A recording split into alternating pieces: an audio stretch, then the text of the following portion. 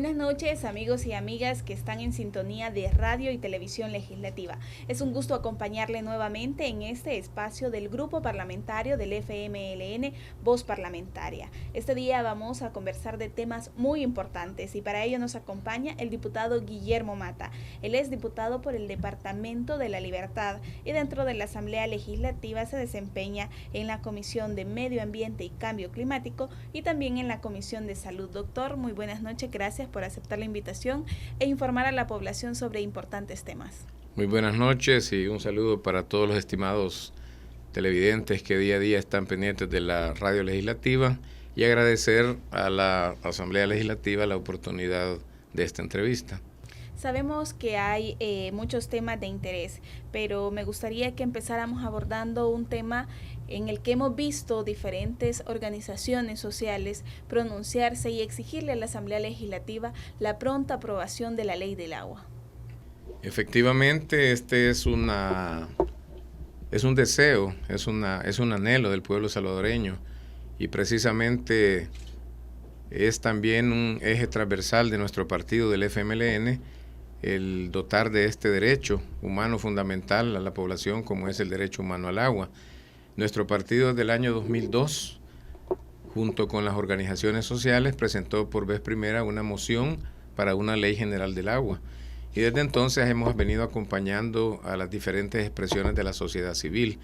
Incluso nuestro partido también, junto con todas las organizaciones sociales, promovimos la reforma de la Constitución de la República a fin de que el agua fuera un derecho humano fundamental, igual que el derecho a la alimentación.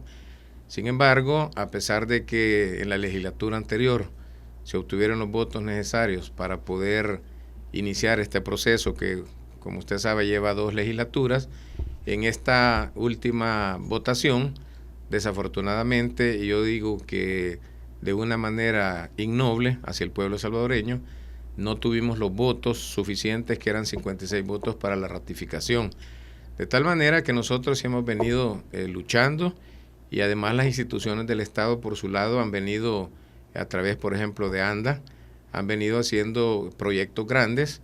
Hay que recordar en este tema que hay una persona que fue dejada en libertad recientemente y que fue una de las personas que estuvo muchos años dirigiendo desde la presidencia de ANDA este proceso y quien fue detenido y fue extraditado desde Francia precisamente por tremendos actos de corrupción. Entonces hemos heredado también una gestión del agua bastante distorsionada y ahora nos ha tocado a nosotros, al gobierno de la República, hacer una serie de reparaciones. Por ejemplo, hay un dato que indigna, como es el hecho de que por mala situación de la infraestructura, en este caso de los acueductos y de las alcantarillas, aproximadamente el 50% del agua que viene para San Salvador desde Las Pavas o desde el río Lempa se fuga.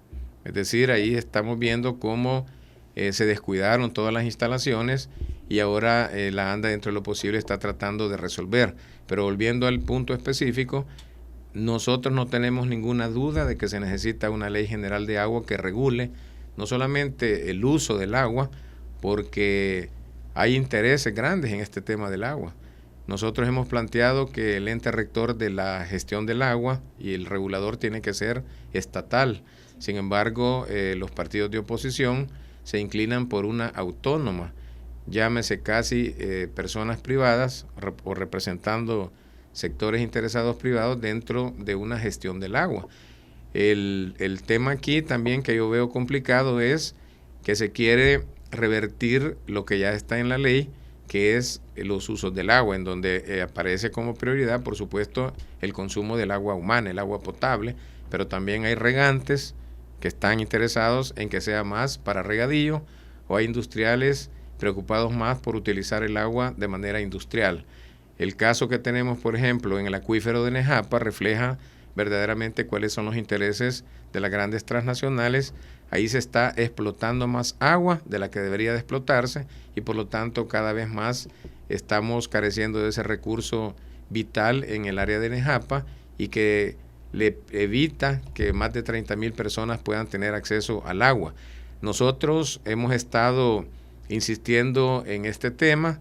La comisión anterior llegó hasta el artículo 93, pero tiene un vicio de origen, y es el hecho de que se había aprobado en el artículo 10 que el ente regulador del agua precisamente fuera estatal, pero luego en una vuelta que se da aquí en la comisión, entonces en el artículo 13 aparece que ya es una autónoma. Entonces una ley no puede tener esos vicios de técnica legislativa y además de contradicción, o es estatal o es autónoma. Eso nos ha puesto a nosotros en una situación delicada, porque tendremos que decidir si empezamos nuevamente a revisar desde el artículo 1 hasta el 93 o únicamente revisar aquellos artículos en los cuales no haya habido un debido consenso. Pero quiero decirle que en lo particular, como presidente de la Comisión de Medio Ambiente y Cambio Climático, yo tengo dentro de la agenda someterla a consideración inmediatamente después de que demos por aprobada la Ley de Protección y Fomento del Bienestar Animal.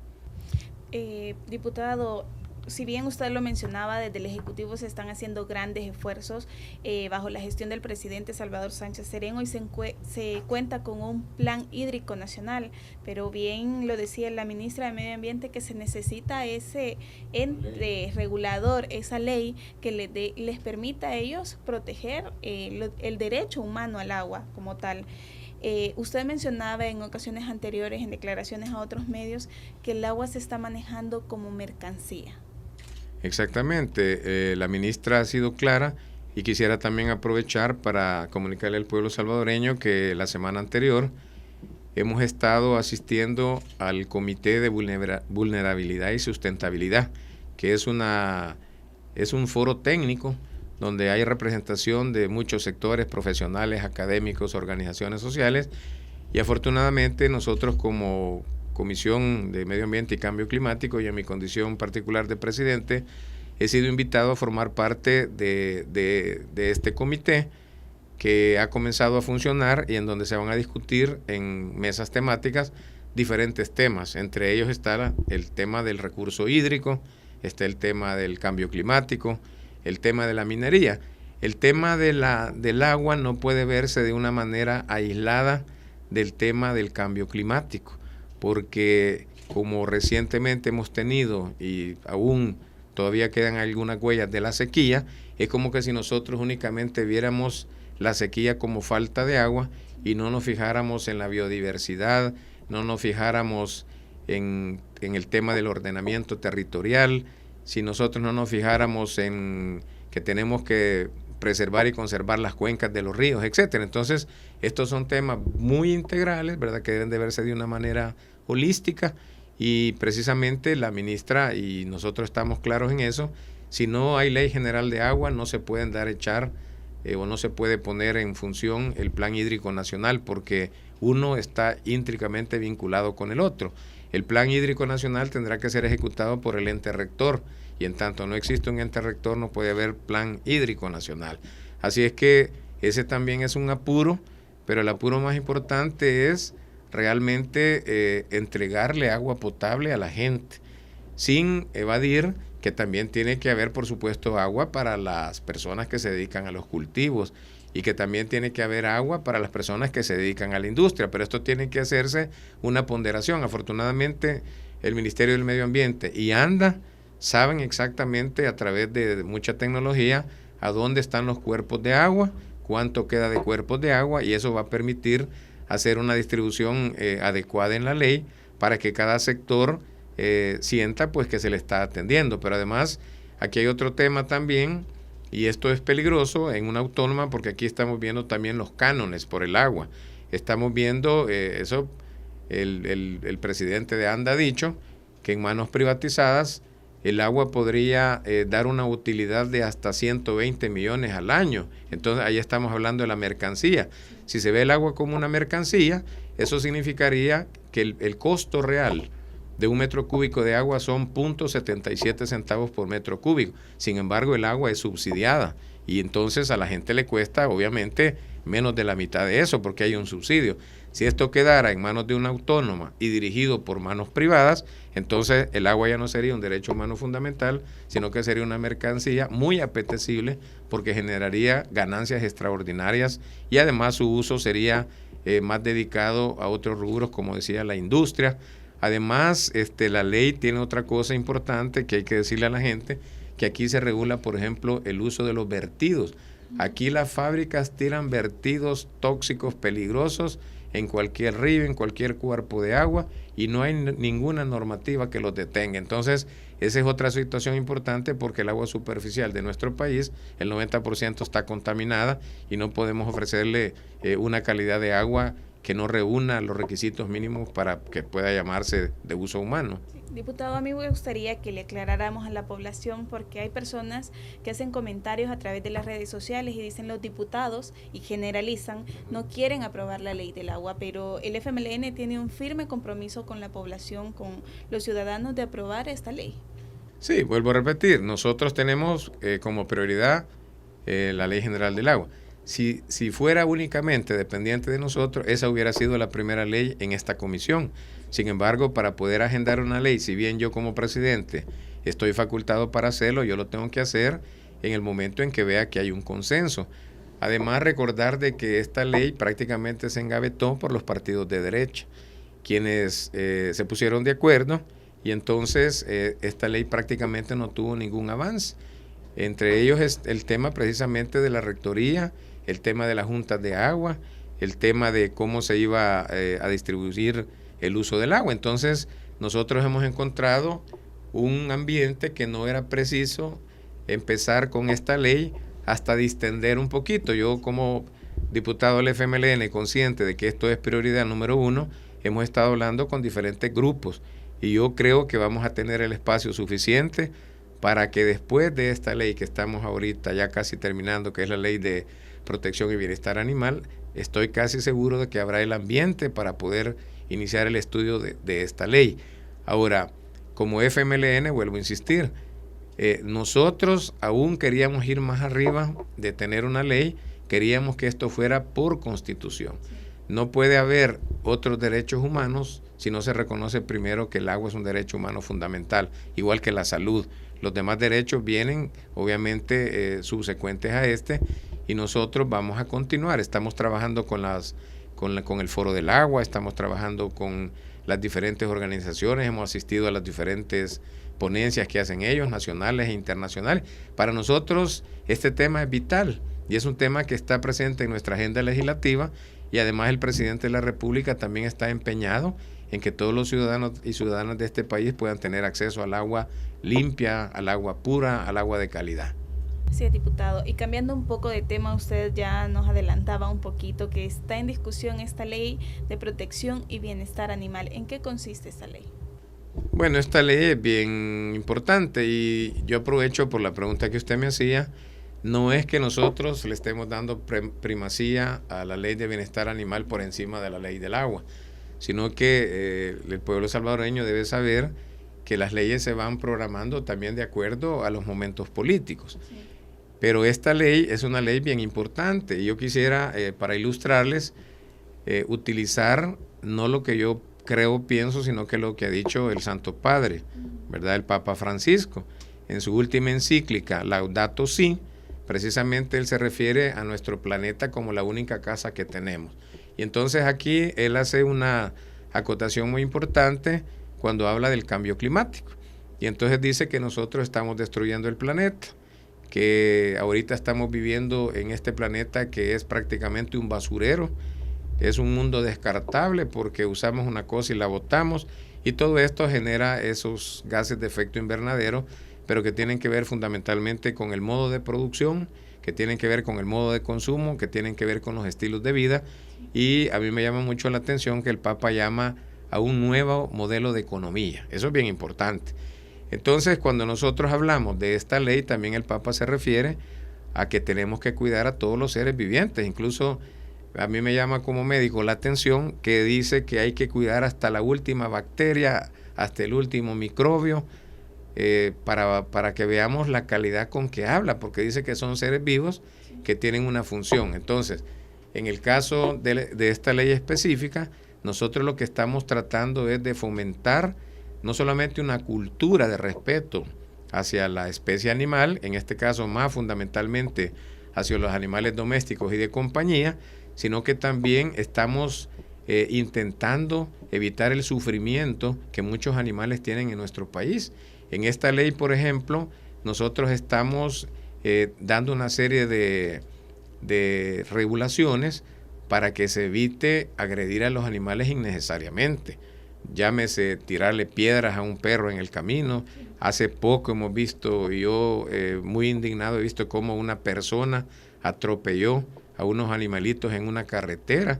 Afortunadamente, el mismo alcalde de San Salvador ha sido quien ha seguido las reglamentaciones que mandata la municipalidad para darle una sanción a esta persona.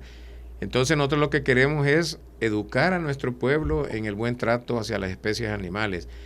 Al fomentar en cada niño y en cada niña ese espíritu de amor, y realmente para muchas personas un animalito es una tremenda compañía. A veces quizás son personas solitarias que no tienen ni siquiera alguien que los vaya a visitar, y ese animalito está sustituyendo prácticamente a un ser querido. Y por otro lado, creemos que estamos cultivando ese espíritu de solidaridad y de paz que tenemos que tener con los demás. Un niño que cuida a un perrito, que le da de comer, que lo baña, en ese niño estamos creando una serie de valores importantes para hacer de él un buen ciudadano. Estamos evitando, por ejemplo, esas peleas de perros, ¿verdad? Que es algo totalmente inhumano, ¿verdad? Estamos luchando para que también se evite que un perro callejero vaya, por ejemplo, a morder a una persona o agredirla, con una serie de medidas que trae la ley para que cada persona que tiene un animalito se haga responsable de la conducta de ese animalito. Y estamos no solamente protegiendo del sufrimiento a los animalitos, sino que también estamos involucrando a muchas instituciones para que cada una dentro de su competencia se puedan registrar, se tengan que vacunar, se tengan que proteger. La persona que hace el derecho de tener un perro tiene que responsabilizarse, ¿verdad? Y además estamos dándole una dimensión al país que es diferente. Yo acabo de regresar de otro país y me quedo sorprendido cuando veo que todas las personas en los parques andan con un animalito, que andan con un perro, y que eso ayuda a mantener incluso un clima de mayor convivencia entre las personas.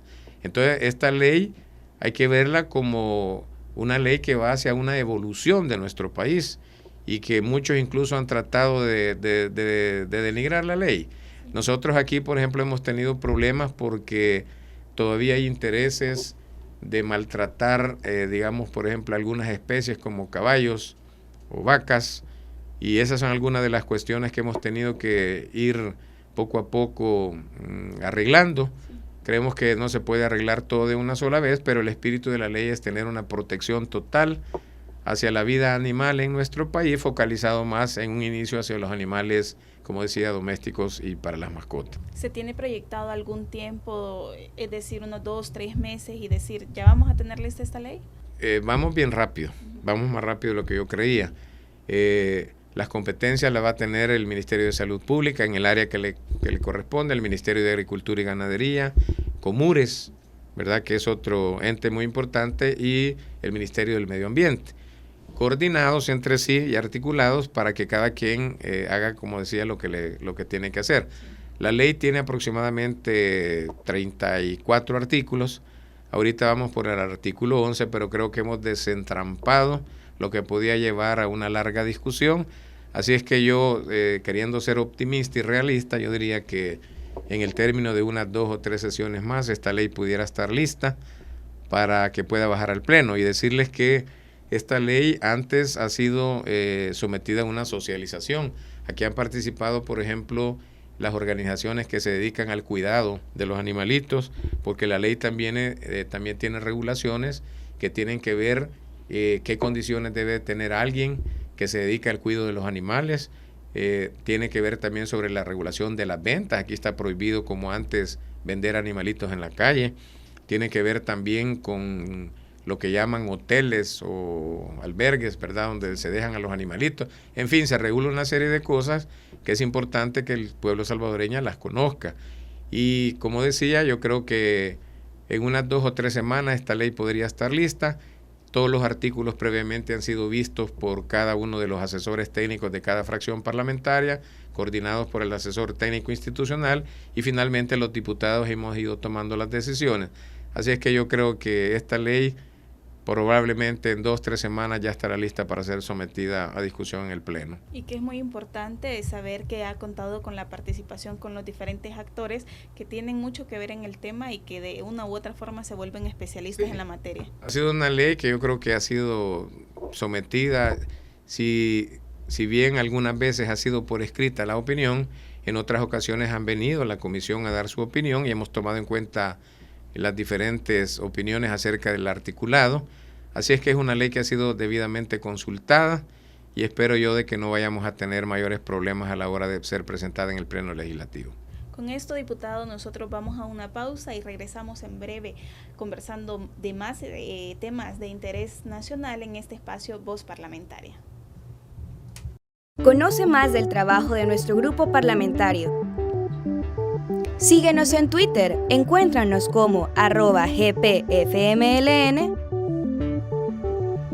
En Facebook, dale like a nuestra página Grupo Parlamentario FMLN.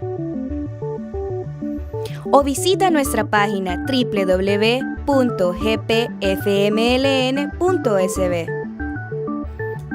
Grupo Parlamentario FMLN, legislamos a tu favor.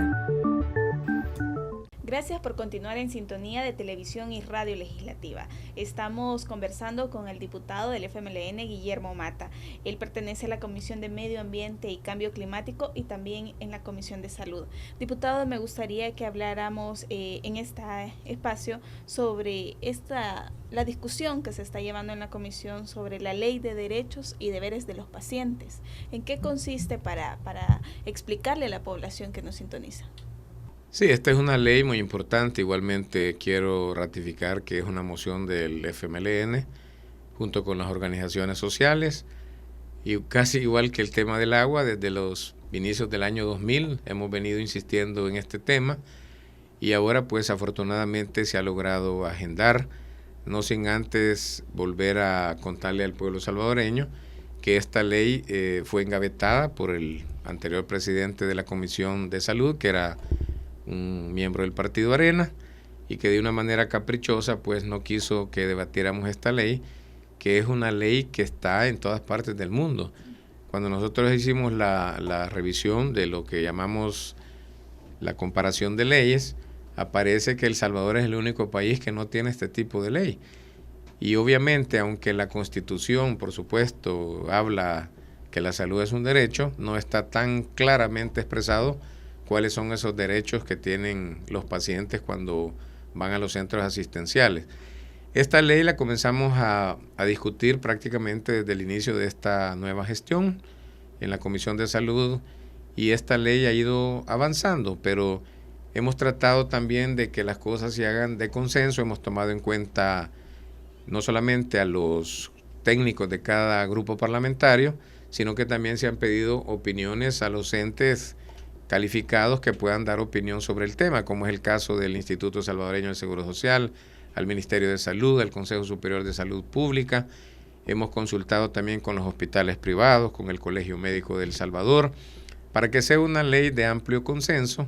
Y además, una vez que termine la ley, que tiene 40 artículos, nosotros vamos a hacer 3 foros, uno en San Salvador, uno en el oriente y otro en el occidente, para que terminemos de recoger las ideas, no solamente de los profesionales, sino también principalmente de los pacientes.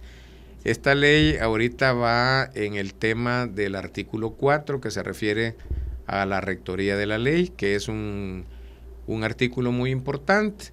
Entonces aquí hay como varias opiniones. Nosotros creemos que el Ministerio de Salud Pública debe ser el rector, puesto que la Ley de Creación del Sistema Nacional de Salud, en el artículo 7 y 8, determina claramente quién es el rector, y en este caso es el Ministerio de Salud Pública.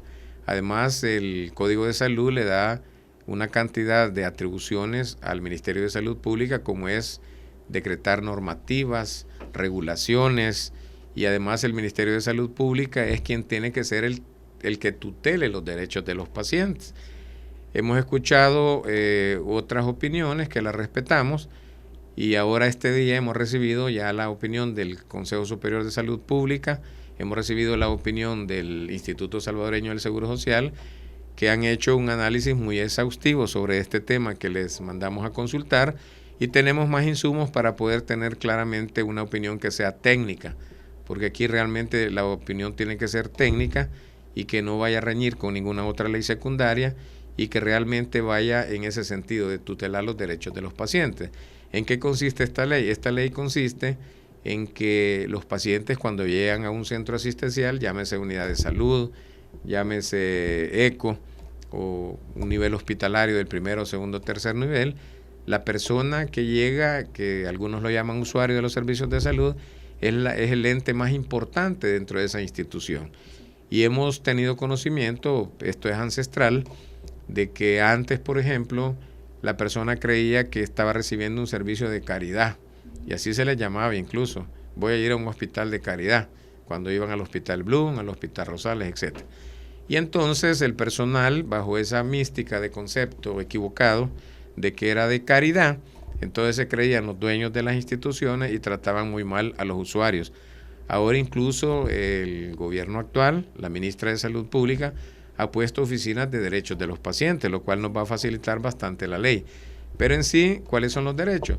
Primero, todo paciente, hombre o mujer o niño o anciano, tiene derecho a que se le dé un trato amable, cortés, ¿verdad? Que se le trate humanamente, con calidez, con calidad. Y cuando digo esto, ese trato inicia en la puerta, el portero, hasta el director de un hospital. Porque acá puede ser que el servicio profesional sea bueno, pero muchas veces el primer frustre para las personas es cuando llegan a la portería. Cuando un portero, cuando un ordenanza los trata mal o trata mal a un pariente. Entonces esto va para todas las personas que trabajan en las instituciones de salud. Ese es el ámbito de la ley. Va para lo público, va para lo privado, va para personas que trabajan en instituciones y va para personas que trabajan en hospitales privados. Es decir, es una gama muy amplia que incluye a todos los sectores. Entonces, la persona tiene derecho a ese trato amable y respetuoso. Hay que recordar que cuando alguien va a un hospital, en ese momento se vuelve sumamente frágil, sumamente débil y necesita que lo apapachemos, por decir una palabra en salvadoreño. Segundo, esa persona tiene derecho a recibir un trato oportuno, acorde a la patología que tiene.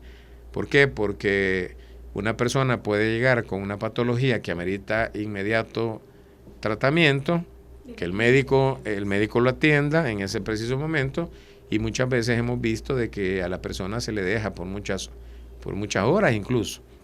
La persona tiene derecho a recibir información. Ese es un tema complicadísimo. La mayoría de los pacientes que están en los hospitales no saben ni lo que tienen. Yo he tenido la vivencia de llegar a visitar a familiares que han estado en el Seguro Social, por decir algo, y la gente se me acerca cuando se acuerda que yo soy médico y me dice, mire, yo tengo 2, 3 días y no sabemos lo que tiene.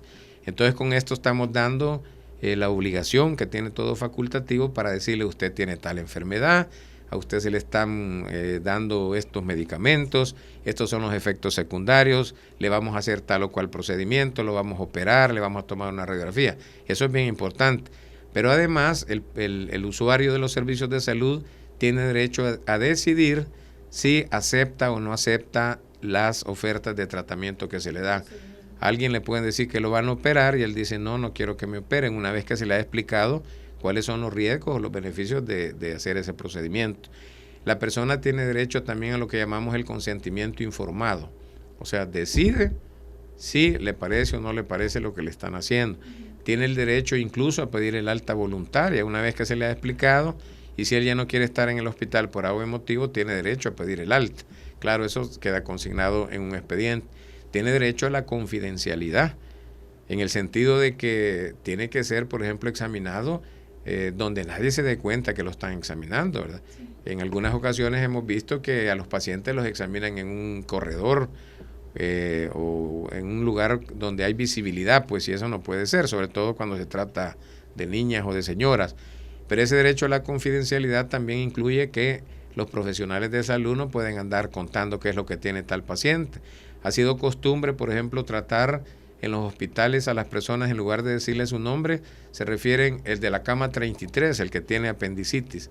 Eso violaría cualquier derecho humano fundamental y además está contando una patología que tiene una persona que solo él tiene derecho a saberla. Tiene derecho a la confidencialidad también de su expediente. Nadie puede conocer su expediente a menos que se trate de una enfermedad que tenga una connotación pública. Y además tiene derecho a que pueda ser visitado por familiares, por amigos, derecho a la asistencia espiritual, un sacerdote, un pastor, que muchas veces eso es una cuestión casi de cuello. Las personas quieren ir a otras horas porque no pueden ingresar a las horas habituales de los hospitales y entonces no se permite. Ahora se va a abrir de acuerdo, obviamente, a la capacidad que tenga cada hospital, ¿verdad? Así es que todos estos derechos van a mejorar la calidad de atención de las personas, a que se sientan respetados, bien tratados, y además van a obligar a todos los que trabajan en el área de la salud a que tengan una conducta diferente, que sea más respetuosa y poner a la persona en el centro del quehacer de la actividad sanitaria del país. Sin duda alguna será una ley muy bien recibida por el pueblo salvadoreño y aplaudida además porque trae un sinfín de beneficios. Es algo muy importante porque si bien gracias a este gobierno se abrió el acceso a la salud, hay que acordarnos que había una barrera que se llama una cuota voluntaria, y además los ECOs han acercado los servicios de salud a la población, pero hay un porcentaje, aunque sea poco, que es menor del 5%, que acude a hospitales privados.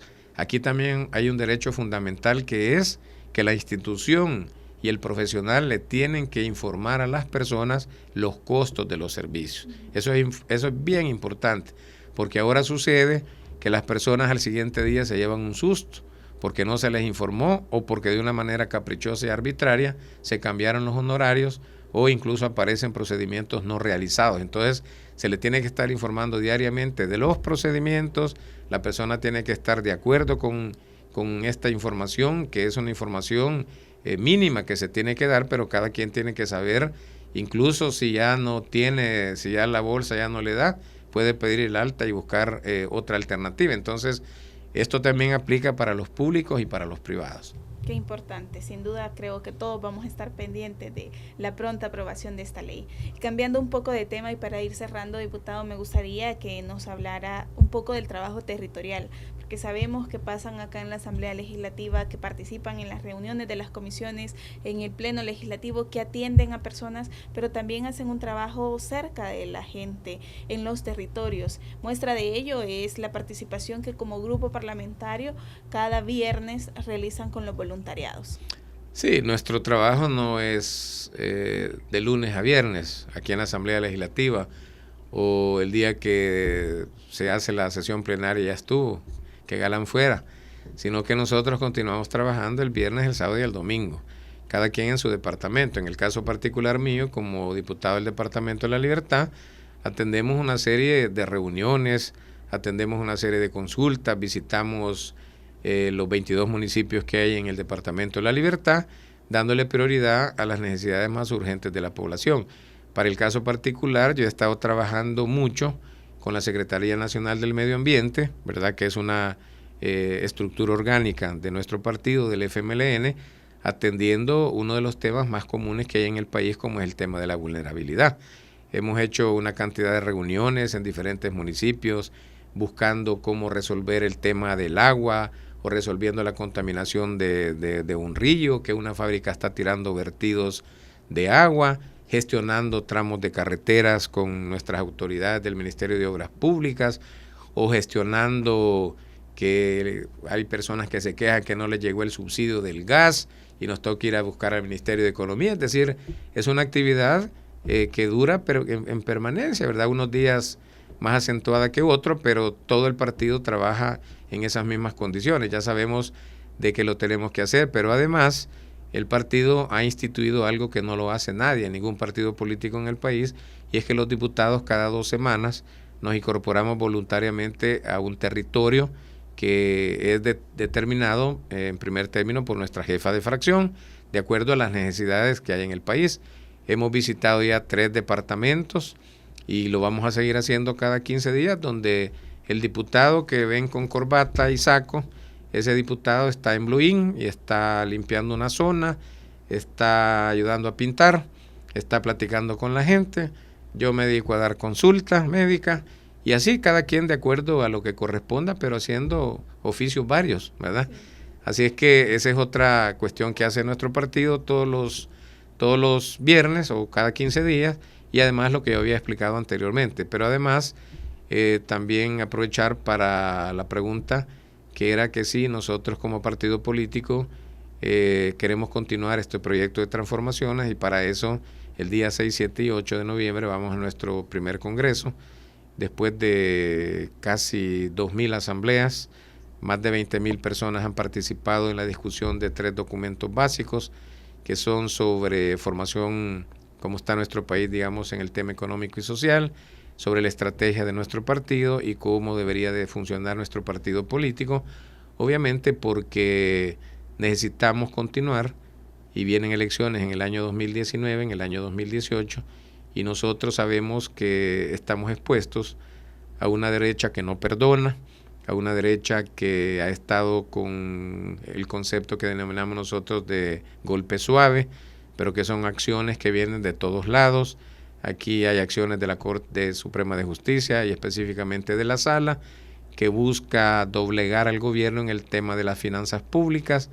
Hemos visto cantidad de leyes que han declarado inconstitucionales y que van directamente a afectar la caja del gobierno. Hemos visto también cómo los medios de comunicación manejan mediáticamente muchos temas que deshumanizan a la población, como es el tema de la violencia, el tema de la delincuencia, utilizan lo que nosotros decimos el muertómetro para asustar a las personas. Ahorita hemos visto que también los que entre comillas se llaman tanques de pensamiento, amenazando que el presupuesto es inconstitucional, que la contribución especial para la telefonía es inconstitucional, o sea, todo va de cara a que el gobierno no tenga fondos para obras. Hemos visto cómo han traído periodistas de otros países que se ponen a hablar que El Salvador ven el camino de otros países y lo curioso es venir a decir que en este país no hay libertad de expresión cuando aquí los medios de comunicación dicen lo que quieren, incluso caen a veces en algunas cuestiones casi penales, pero qué bueno que el país tenga esos grandes espacios. Hemos visto que también aprovechan que vengan partidos políticos a hablar del mismo tema.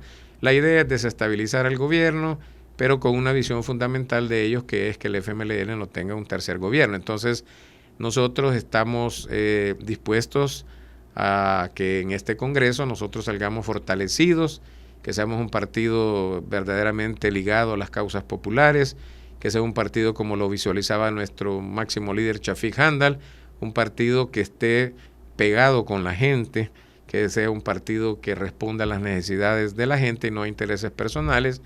Y en ese sentido también aprovechar para decirles que a diferencia de lo que pasó en Arena, que han tenido que esperar un año por rencillas de grupos, nosotros vamos a una elección interna, entre compañeros, entre compañeras, ¿verdad? Es una elección sana, que lo que busca es que donde hay que cambiar rumbo hay que cambiarlo, y que es un voto directo, igualitario y secreto, que no lo tiene ningún partido político, y que de aquí pues saldrán ratificaciones para la gente que la mayoría de nuestros compañeros consideran que están haciendo bien las cosas, y en otros casos pues obviamente tendrá que haber algún cambio en las directivas, lo cual es sano este tipo de oportunidades. Así es que aclarar que vamos a estos 3 procesos porque al final del año también sumo la Convención Nacional de nuestro partido. Bueno, diputado, queremos agradecerle el espacio que ha hecho en su agenda para informarle a la población sobre tan importantes temas. No, al contrario, agradezco a Voz Parlamentaria, creo que es una labor grande la que se hace desde la Asamblea Legislativa y desde estos espacios de opinión, y que muchas veces estos espacios no existen en otra parte, y esto es una gran oportunidad para que el pueblo escuche otras cosas que no aparecen en la madera de los periódicos o que no les gusta a medios de comunicación publicitarios. Así es que agradezco mucho la invitación. Gracias, diputado, y gracias a ustedes, amigos y amigas, por acompañarnos con su sintonía. Le invitamos a conocer más del trabajo que las y los diputados del Grupo Parlamentario del FMLN realizan tanto dentro de la Asamblea Legislativa como en los territorios a través de nuestra página web. Esto ha sido todo por hoy. Muy buenas noches. Conoce más del trabajo de nuestro grupo parlamentario. Síguenos en Twitter, encuéntranos como @gpfmln. En Facebook, dale like a nuestra página Grupo Parlamentario FMLN. O visita nuestra página www.gpfmln.sb.